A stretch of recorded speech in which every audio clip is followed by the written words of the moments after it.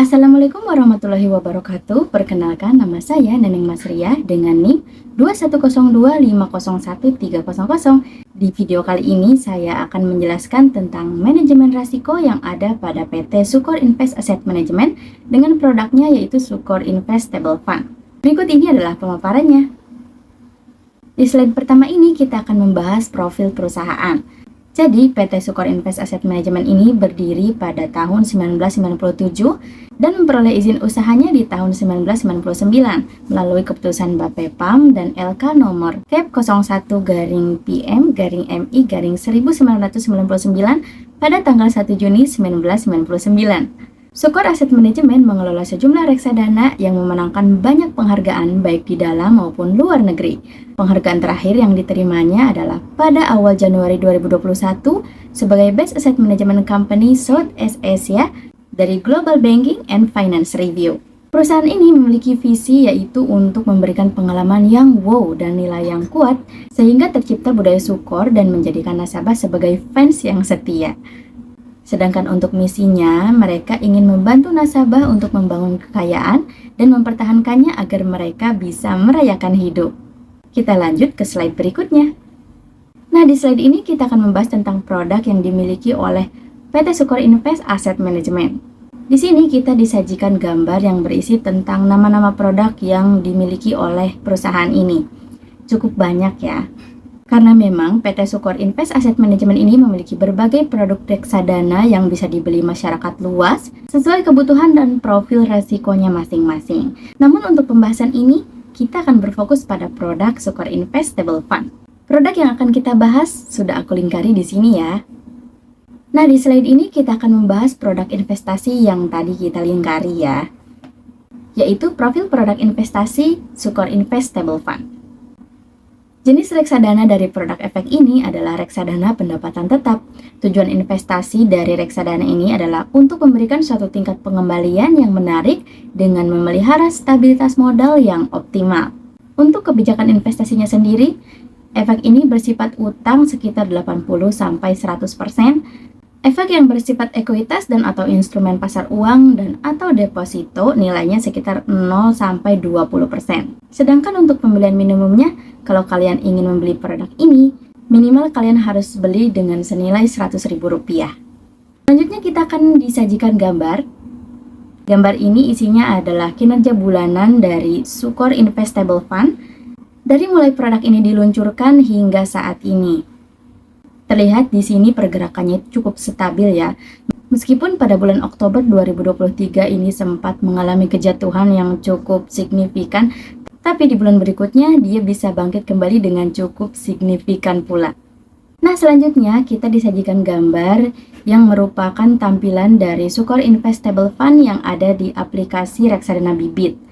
Di sini tampilannya kurang lebih sama ya dengan yang atas, yaitu dari tampilan web resmi Sukor Invest Stable Fund-nya sendiri. Pada tampilan di aplikasi reksadana Bibit ini, kita juga disajikan pergerakan dari Sukor Invest Stable Fund dari awal diluncurkan hingga saat ini. Di sini juga disajikan detail produk dari Sukor Invest Stable Fund, yaitu jika di reksadana dia masuk ke dalam jenis reksadana obligasi dan keterangan-keterangan lainnya. Nah, untuk gambar terakhir di sini ada parameter resiko dari Sukor Invest Stable Fund, di mana produk ini menempati parameter resiko sedang, dan ini sedangnya itu sedang tahap awal ya. Yang artinya Sukor Invest Stable Fund mengalokasikan efek hutang pada obligasi dan sukuk jangka pendek hingga jangka menengah, baik yang diterbitkan oleh negara Republik Indonesia dan atau korporasi dalam mata uang rupiah. Investor memiliki risiko atas likuiditas portofolio dan perubahan tingkat suku bunga. Lanjut ke slide berikutnya. Di sini kita akan membahas struktur tata kelola manajemen risiko yang ada pada PT Sukor Invest Asset Management. Selanjutnya ini adalah gambar potongan dari struktur organisasi yang saya dapat dari web resminya.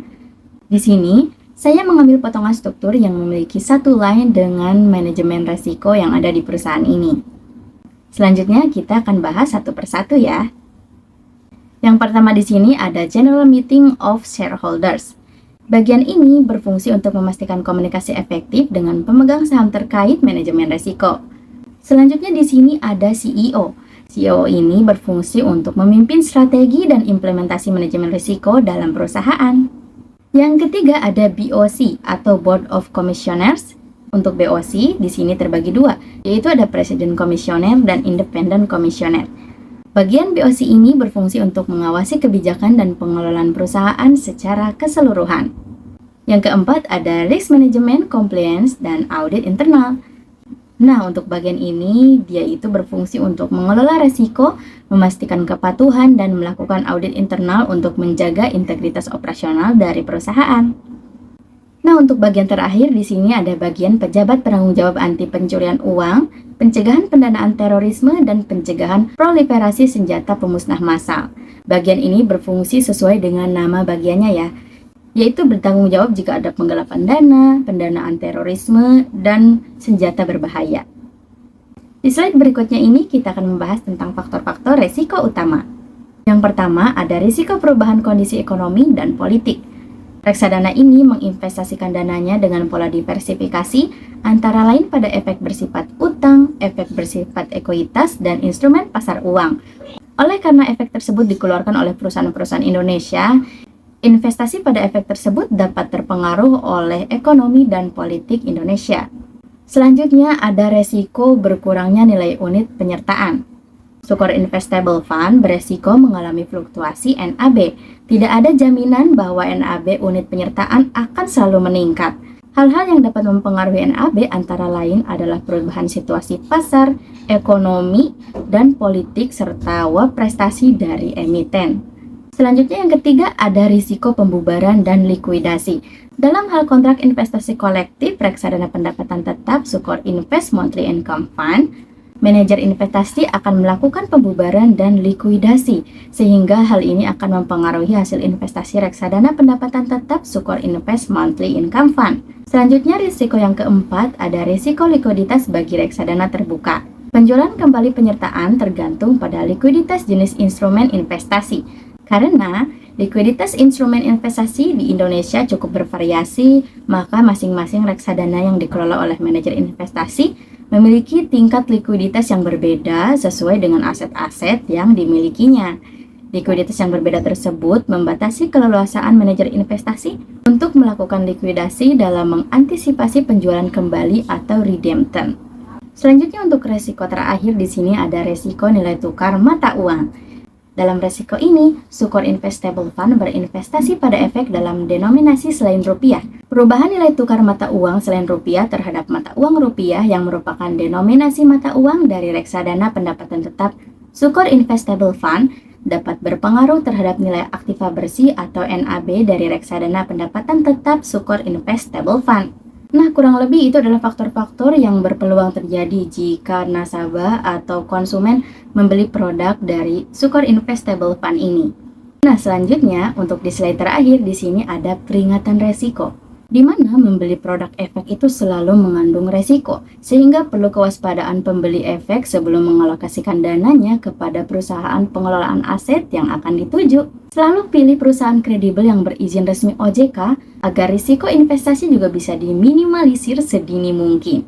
Tidak lupa juga untuk melakukan diversifikasi investasi atau strategi untuk mengurangi risiko dengan menyebarkan investasi ke berbagai aset atau sektor. Dan selalu cek kembali histori kinerja perusahaan agar di masa depan dana konsumen lebih bisa dipetakan kembali.